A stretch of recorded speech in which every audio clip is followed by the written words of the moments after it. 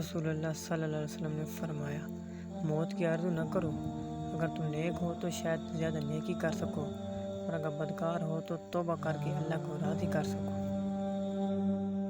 رسول اللہ صلی اللہ علیہ وسلم نے فرمایا، فتنہ و فساد کے زمانہ میں عبادت کرنا ایسے ہی ہے جیسے میری طرف ہجرت کرنا۔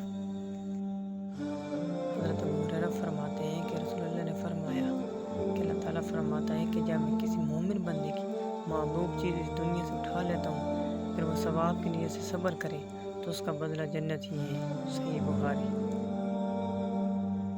رسول پاک صلی اللہ علیہ وسلم نے فرمایا، اللہ تعالیٰ جس کے ساتھ بھلائی چاہتا ہے اسے دین کی سمجھ عطا کر دیتا ہے۔ بخاری و مسلم۔ آپ صلی اللہ علیہ وسلم نے فرمایا، ایک وقت ایسا آئے گا کہ دین پر قائم رہنا اتنا مشکل ہوگا جتنا ہاتھ میں چنگاری پکڑنا۔ ترمذی شریف۔ نیچے گری ہوئی چیز۔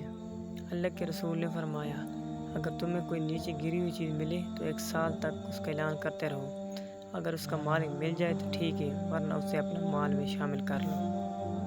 رسول پاک کا ارشاد مبارک ہے، اپنی مسجدوں کو اپنی خرید و فروخت اور جھگڑوں سے پاک رکھو۔ حدیث شریف۔ رسول پاک نے فرمایا، 3 موقعوں پر دعا مانگو، اس وقت دعا رد نہیں ہوگی جب جسم کانپ اٹھے، دل میں خوف ہو جائے، آنکھوں میں آنسو جاری ہوں۔ دنائی اور نادانی۔ حضرت عبداللہ بن مسعود رضی اللہ تعالیٰ عنہ فرماتے ہیں کہ سرکار دو عالم صلی اللہ علیہ وسلم نے فرمایا، ہر چیز تقدیر سے ہوتی ہے، یہاں تک کہ دنائی اور نادانی۔